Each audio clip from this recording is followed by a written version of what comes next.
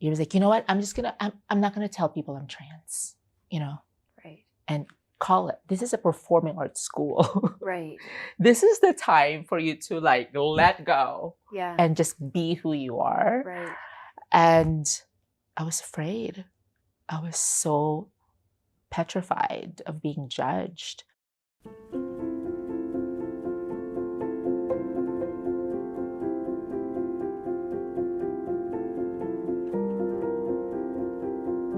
In a world that feels like it's continuing to divide, where we're putting up walls against anyone different than us, and we avoid conversations because we're so scared of saying the wrong thing. Through this, we've lost our ability to connect and really understand one another. As someone who struggled to come out, I know how isolating it can feel to be defined by a label and misunderstood.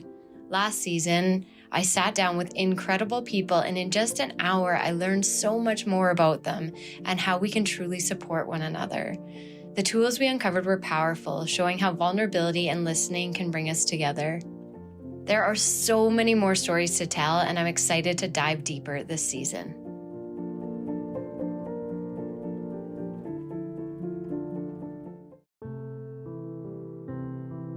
Well, hi, I'm Thalia Altura. I am 42 years old. I just turned 42, it's crazy. And based here in Calgary. I am an artist. I am a creative. I love to write plays, write music, write songs, collaborate with other artists. Sometimes like we just have to follow our passion, and I feel like that's really what I'm here to do in this world that we live in. Share it, right? Would you be open to talking about a label that you hold that has been hard for you, has brought up obstacles? What you see in front of you today, it wasn't this person 20 years ago. God, let's not cry today. Well, I said I'm an artist, but I'm also a proud trans woman. And that journey wasn't a walk in the park. Coming from a deeply religious background. My family immigrated here from the Philippines when I was 12 years old. And back then, the word trans was not even uttered compared to the popularity that has become now. Right. And there's no terminology for me. I was 12 years old. I'm like, what? What is this? Right. And I went through a lot of challenges in terms with social dynamics in my life. I didn't start my official transition until I graduated high school. I was 19, and back then it was very much, like I said, unheard of. What is trans? What is that? And I remember calling an emergency hospital, and I said, I need answers because I'm in the brink of losing myself. Right. And for me, it was so profound that I wanted to end my life. Right. That's how it was that immense for me to be able to find help. Right. And my family wasn't helpful. Right. They rejected me, my parents rejected me, and my younger brothers were so young to know. So I at 20, my parents kicked me out of the house. Wow. So I had to find then a way to live. Right. And when I decided to transition, like I said, it was tough because I was Thalia at nighttime, and then in the daytime, I'm still my former self. Right. So it's living in both worlds in a way, because I want to go to work as me, and then at night, then that's when I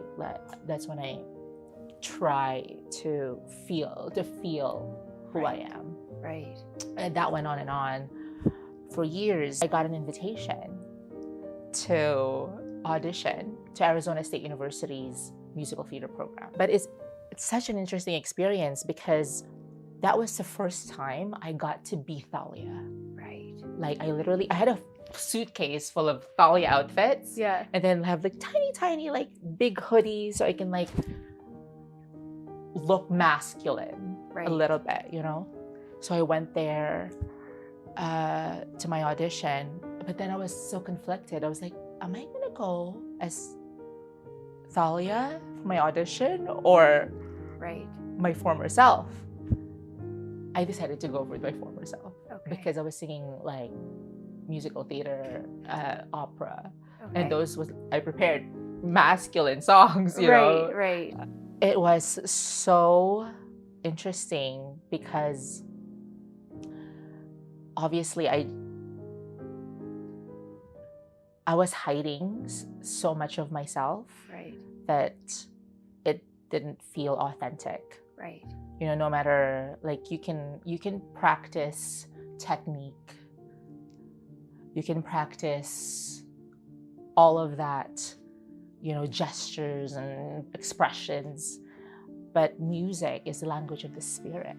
You know, when you are not authentic to the music, people feel that.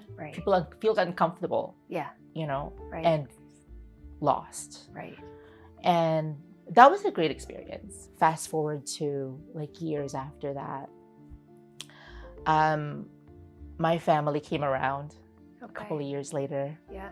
So when my parents brought me back, it was sort of amazing because it started sort of the healing process for me. And then a year later, I decided to go back to school again for theater. Okay. And I moved to Toronto. Nice. Moved to Toronto. I went to Randolph College for the Performing Arts. It's a fantastic school. But the thing was, when I was there, years later, when you kind of achieved, it's interesting to say that word, achieved a certain amount of like femininity, you're just like, you know what, I'm not gonna tell people I'm trans, you know? Right. And call it, this is a performing arts school. Right. This is the time for you to like let go. Yeah. And just be who you are. Right. And I was afraid. I was so petrified of being judged. Right. And backtrack a little bit, because I had surgery. I had my gender reassignment surgery at 24. Okay. So after my surgery, I'm just like, you know what? I'm just gonna tell everybody I'm a cisgender woman. Right. I'm not gonna, you know, it's not nobody's business. Right. You know, and for years and years and years after that, I felt like, you know what, it's fine. But you know, it's not. It's really not, because if you're not embracing yourself wholly, there is, again, a part of you that's disconnected with myself, and especially as an artist, there's a disconnect there. Right. So the program was like 3 years. I was, you know, singing and dancing all day long, memorizing Shakespeare and monologue. You know, I had such a good time, but I wished that I came out then. Yeah. I graduated that program without coming out ever. Wow. It's insane. Yeah. And it would have been a perfect time for me to just really blossom. Right. But because of that fear of judgment, that I was afraid. It was crazy. And at one point too, at this time in my life, I was like super into like religion. Okay. In fact, my mom, when I was planning on moving to Toronto, she said, "Where do you want to live?" I'm like, "Well, I don't know. We don't know anybody in Toronto." Right. So she like called her friends, you know, networks, and said, "Oh, you can live in a convent." Okay. You can live in a convent 15 minutes away from the school. I'm just like, well, it's so close to school. Right. I can walk to school. Right. It's perfect. And I ended up living in a convent. Wow. Can you believe that? No.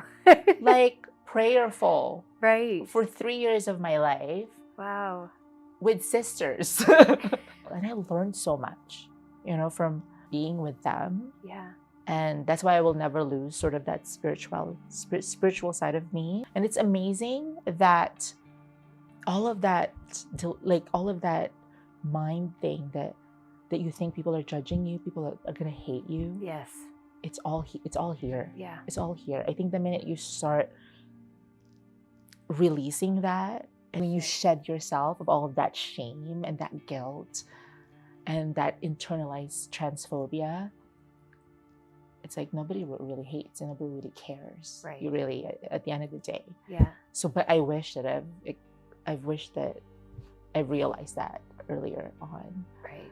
But you know what? I don't regret anything. I feel like all our life is a journey of self-revelation. Totally. And I think really at the end of the day, it also informed my art. Mm-hmm. It made me a better artist. Right. And just to fast forward, the minute I decided to come out, and I can remember this. It was in 2016. Okay. I was living in Toronto. And I just had this overwhelming feeling of like enough. Yeah. Like enough is enough. Like I need to just be proud of who I am and my accomplishments. And I created a post on Instagram. Okay. Wrote You're this sitting at home. sitting at home. Okay. Wrote this like paragraph. I'm like, you know what? I'm a trans woman. Post. Yeah. Like my heart was beating. Like literally, I can remember now like how I was feeling at the time. It was like, can I do this? Can I do this? And I did. And wow. It's like, you know what they say, things happen in moments. That was like the moment. Yeah. Where I was like free of my own insecurities, like free of my own prejudices towards myself. So a lot of things happened afterwards. I was working, the company that I was working for at the time were Moroccan Jewish, very conservative.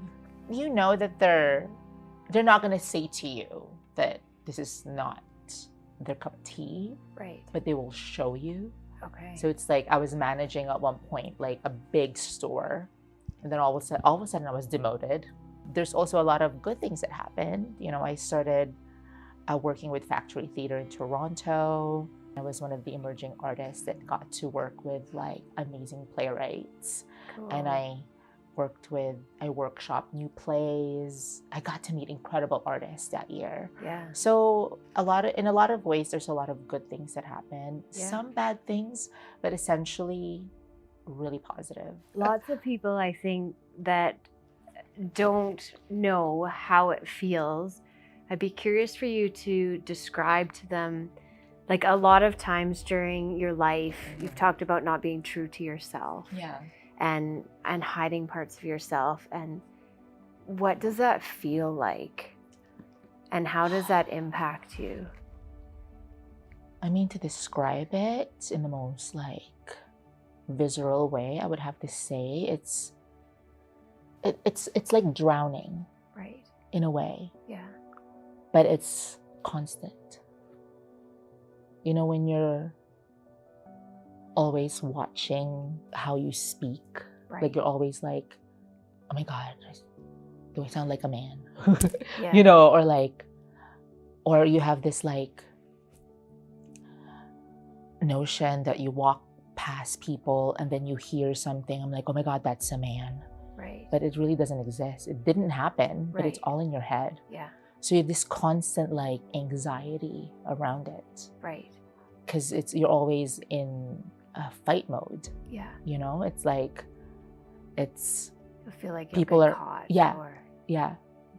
You're a fraud. Right. You know what I mean? That's really, and it's not a good way to live. No. It's really not. It's really suffocating. Yeah. That's a good word for it. Suffocating, drowning, immense dissatisfaction. Mm-hmm. You know, you're never truly happy. Yeah. You know, like there's moments of like joy in your life. You know, music brings me so much joy. Right. And every time I sing my song or like sing a cute musical theater song that I really connect with, that brings me joy. But then after the music ends, you go back to that suffocation. You know what I mean? Yeah. So it's really beautiful, I think, for people to just open themselves up and not be afraid. And I'm so glad that I'm in that moment in my life. Yeah. Because God, like now. life is so short. So Life, short. it's so futile, and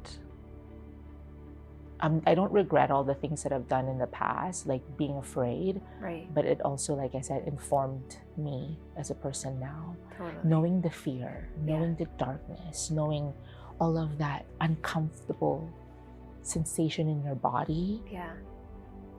Now that I live my true self, it's even more joyful. It's even more connecting. It's even more, so all of that stuff. There's no regret. It's honestly, it's all about the journey. I love that you've taken us through the journey, and you could feel moments of angst and moments of closeness, and then to get to a point to get behind yourself and send that Instagram post.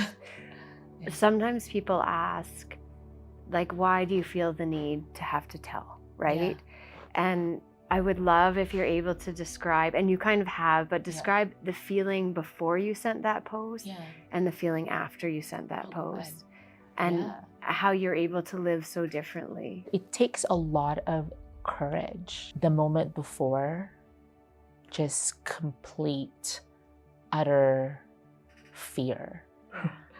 You know, it's like, what are people gonna think? You know, and I had relationships, I had boyfriends. What are they gonna think? Right. Would I feel safe physically? Would I lose my job? Right. So those are sort of the surface fear, but underneath, there's so much more like, am I gonna be okay with myself? Right. Knowing that people will know now.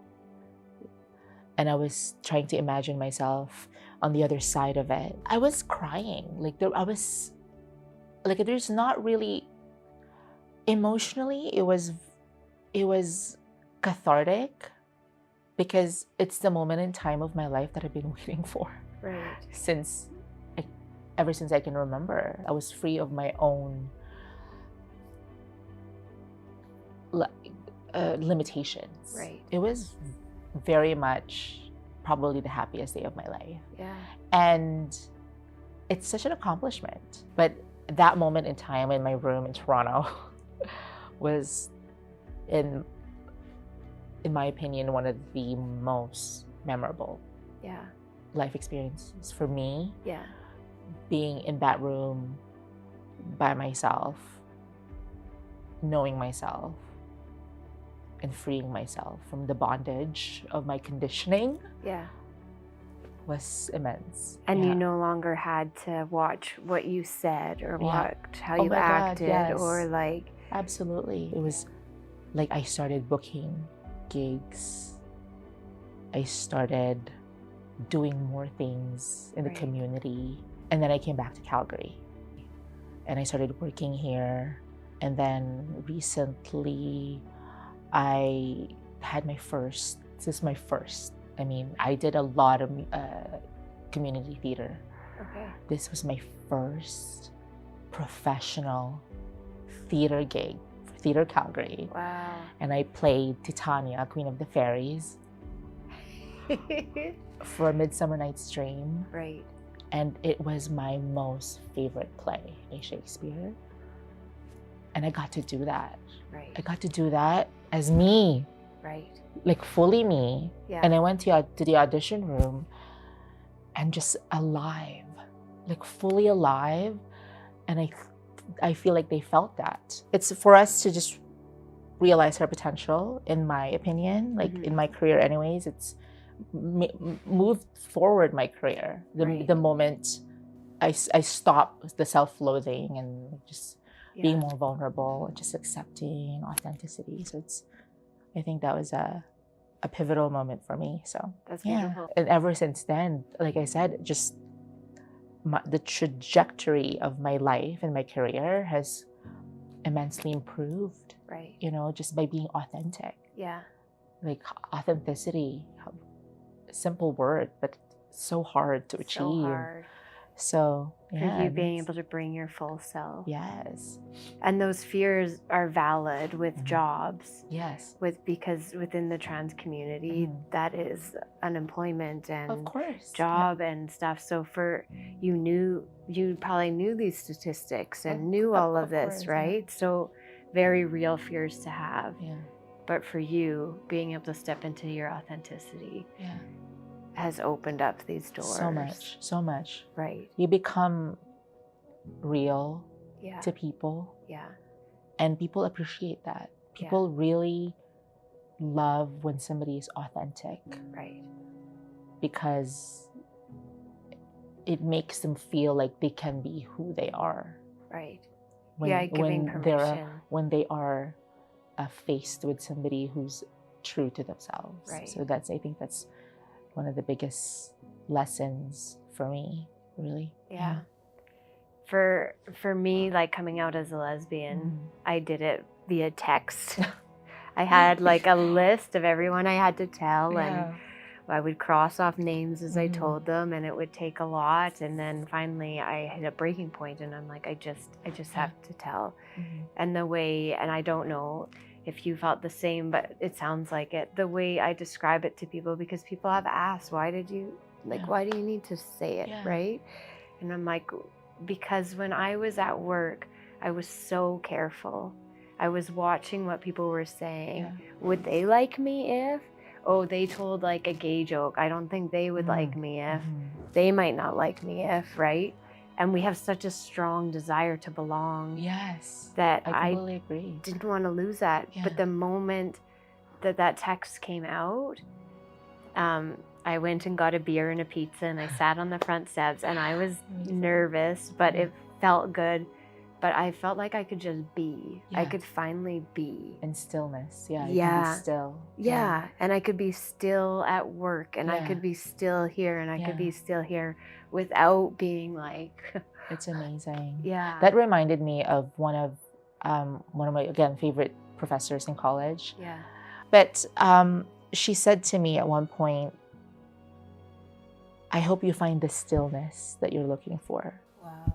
Because she could tell there's something. Yeah. There is something that's not being shown. Right. Yeah. Yeah.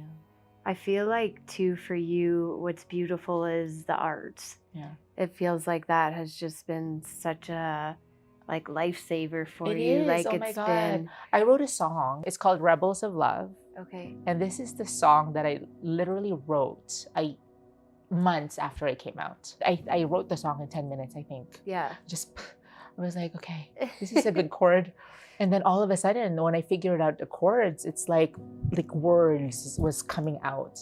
Just like poetry. forward. We never want to lose that sense of adventure and sense of whimsy and play and joy. And that's the message I wanted to bring out into the music, is the future is now. For a lot of people, they don't have the arts, they don't have the joy, they don't have the love. And so like for you, it opened up opportunities. For other people, they can feel so stuck still, right? So how do you say to people to find that joy, to find that love? Absolutely. I love this platform where we can have a conversation on these topics. A person who's going through the same thing as I did or you did can look and listen to this conversation and be like, you know what? I can find the tiniest dim of light in me. Right. You know, you don't have to be an artistic person, but we all value life. We all value joy, whatever that brings, whatever that means to us. Right. We need to cultivate it. We need to just find that. It's whatever joy brings you, take it. Take it. And take it and hold on to it and never let it go. Yeah. Because in the moments of disappointments and tragedy and all of that stuff, that's what we cling to. Yeah. Yeah. That's beautiful. Thank you. We're going to circle all the way back to, because your story was there was so much that came up for me. A lot of times the question that people ask too is, how did you know and what did that look like? Like you were saying, as a child, there was no media about it, but you could feel within you something. Yeah, what was that? Well, growing up in the Philippines, a conservative country. Right.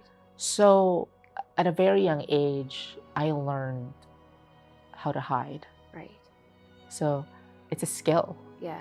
It's a skill. I remember I had a friend, a neighbor, and I would come over to her house and we're going to play Barbie and dolls.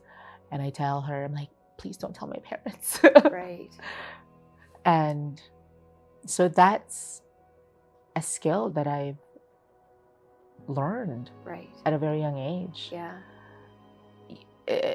Ever since I can remember, it was back then, people would think, oh, he's just gay. Oh, gay, whatever. Right. But gay is acceptable. Okay. Sort of.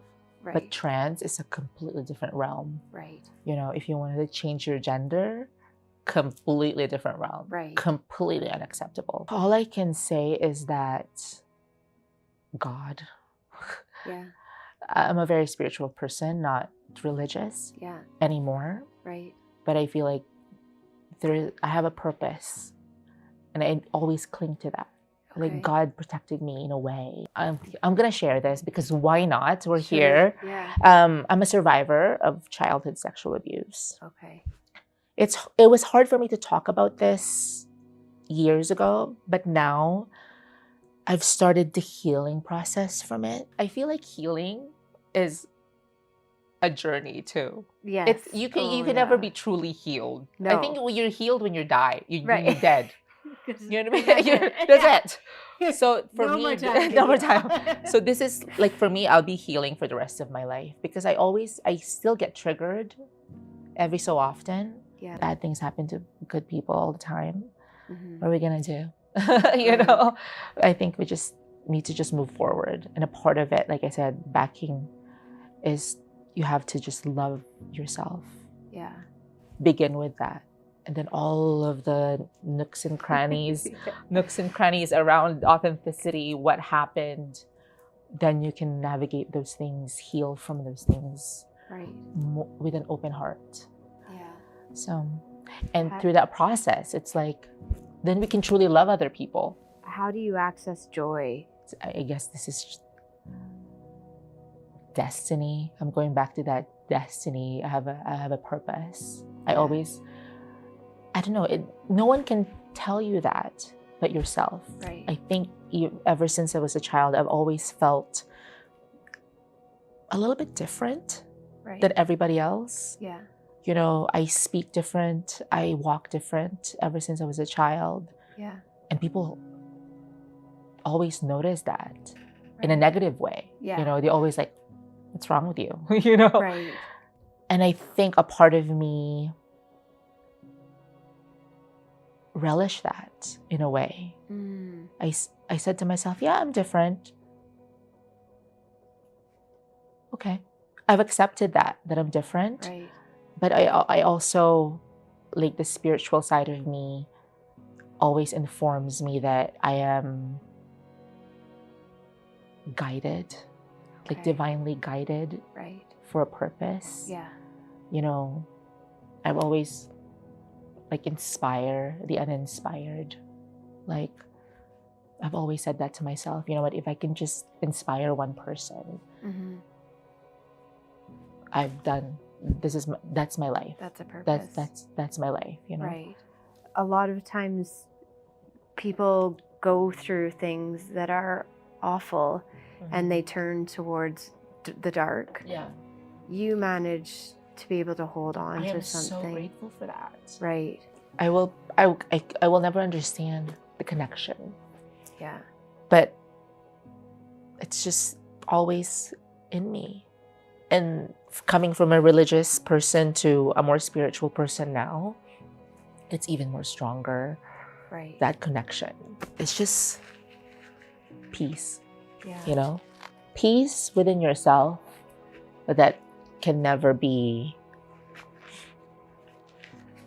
taken away from you. I feel You know? that from you. Yeah. I feel people are mostly good. Yeah. And when they're in hate or anger, like not anger, but in certain ways, it's something that's happened to them or how they've been raised. Yeah. But underneath it, right, there is love and there is that's kindness. During your journey, we're talking about holding on to humanity. Yeah. During your journey, was there anybody who showed up in that way as an ally, who showed humanity in places that you really needed it? Of course. And what did it look like? For the past few years, I was really fortunate to have met some incredible people in my life. I'm a part of the Queens, quotation, the Queens. So it's a drag trans group and such a great connection with people that are going through the same similar life experiences. So I'm so grateful to have met them. But I also want to acknowledge that I've had friends since before I transitioned that I'm still friends with. I remember when I was kicked out of my house, she was like, "No, you're coming with me." So like sometimes good people show up for you and in unexpected ways. Like we still have the same connection, like the oldest friend you have. I think those are the ones that you cherish the most because they know what you've been through and all of those dark moments, and they're there. Even just to talk and just have that solidarity with you, it made a huge impact in me. Would you have a message to people who want to be allies to people within the trans community? What would that advice be? For allies, first of all, we're grateful. We're grateful that you are in solidarity with our community, and that you are open to conversations. It's also a great way to learn more about our community. I think this is such a complex community with different shapes and sizes, colors, and it's an opportunity for allies to just learn more. Also, for allies, it's important to also navigate being a good ally. Oh, I'm an ally, but what does that mean? You know what I mean?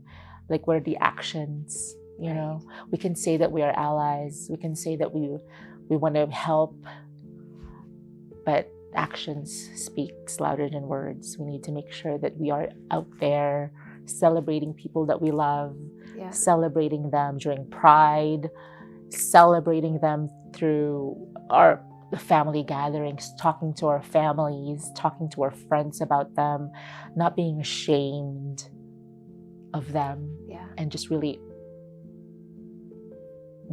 opening yourself up to the possibility of more connections. And that's allyship. And another thing too, because he's gonna be watching, because of I fell in love. Love. Yay! I love is love. So I fell in love with this man, and he's incredible. And he had to go through the same journey in a way that he had to overcome his own homophobia, transphobia.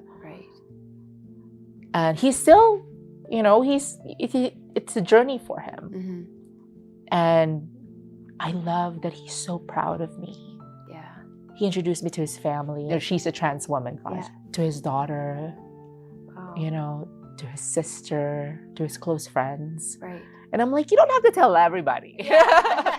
Like, it's a privileged information. But he's just so proud of me that I really love that. I have never met any man like that. And I do like about allyship, I feel like conversations can move people so much when you have them with people you're close to, and you can access people that certain communities can't because of where you sit in whatever circles or whatever. And that's, yeah, it's powerful. Calgary as a whole has become more, like, I mean, it has improved significantly over the years in Right. terms with allyship. Yeah. Like the Filipino community, Fiesta Filipino, has supported me through my journey. So the allyship has become so beautiful, and it's more authentic as well, because people are just really loving you authentically and organically, Right. unconditionally. Totally. Over the years, it's really been such a blessing. Thank you so Fiesta much. Filipina. Yeah. Thank you so much for coming. Oh my God, for thank talking. you. I am so honored and grateful to be here. Yeah. And I hope, again, takeaway for people that are watching is that don't wait anymore. It's up to you to change it. It's now or never. Listen to my song. It's on Spotify and iTunes. Rebels of Love, Thalia, Amazing. Altura. And hopefully, as you listen to the music, it will inspire you to open up your heart to experience what this beautiful life has to offer by being truly who you are. I love it. Yeah. Thank you.